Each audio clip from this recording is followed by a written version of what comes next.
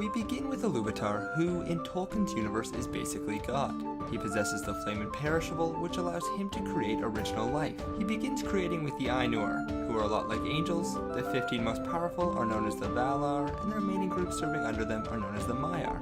Naturally, one Vala turned evil. His name was Morgoth, and of course he happened to be the strongest of them all. For perspective, Sauron and multiple Balrogs are just his followers. At a later time, Sauron became the big bad in Middle-earth, so a council of Velar decided to send 5 Maia to go against him, known as the Istari. 2 of these Istari were Gandalf and Saruman, but they weren't sent in angelic Maia form. Nope, they were sent in the bodies of old men, as they were meant to assist in Middle-earth, not to lead. Gandalf actually didn't want to be sent at all due to fearing Sauron, but the council decided that is exactly why he must. Illuvatar also created the elves and the men, once again using the flame imperishable.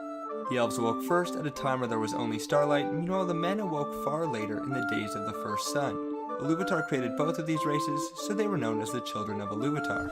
Men then went in a few directions. Hobbits are actually a distant relative of men, meanwhile certain hobbits spent far too much time with an evil ring, becoming Gollum. Meanwhile, some great kings and men also got seduced by rings and became the Nazgul.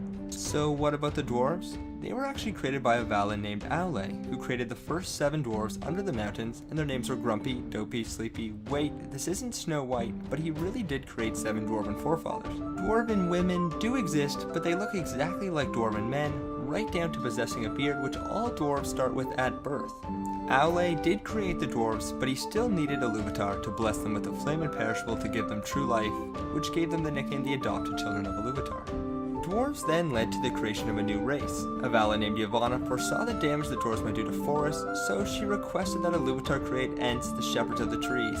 Turns out it was a pretty good idea, as it was more than just dwarves that threatened these forests.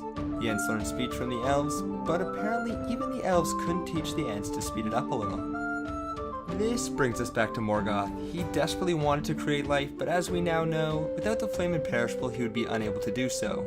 Morgoth, though, is resourceful, so if he couldn't create life, he could certainly twist existing life into evil. How he did this unfortunately isn't exactly known, but he likely tortured elves, turning them into the first orcs. Meanwhile, for trolls, he bred them through existing creatures, desiring them to be a mockery of the Ents. His greatest creation was without doubt the dragons. They too were bred from existing creatures, and the first one was known as Glaurung, and he became the father of all dragons. Glaurung was wingless, but many future dragons do indeed have wings. All of this leads to the enigma that is Tom Bombadil. And if you don't recognize that name, you must not call yourself a hardcore fan, as he was in the Lord of the Rings novels. He's a completely jolly, carefree character, constantly singing, but he also reveals that the One Ring has no power over him, and that he saw the beginning of the world. This has led to theories that he is a Maia, a Vala, or even Illuvatar himself, but this is one theory that won't be solved. Tolkien enjoyed having a few loose ends, besides he certainly wasn't the only character with an unknown origin. And that brings us to the end of the first video on Lord of the Rings. Next up, a description of the 15 Vala.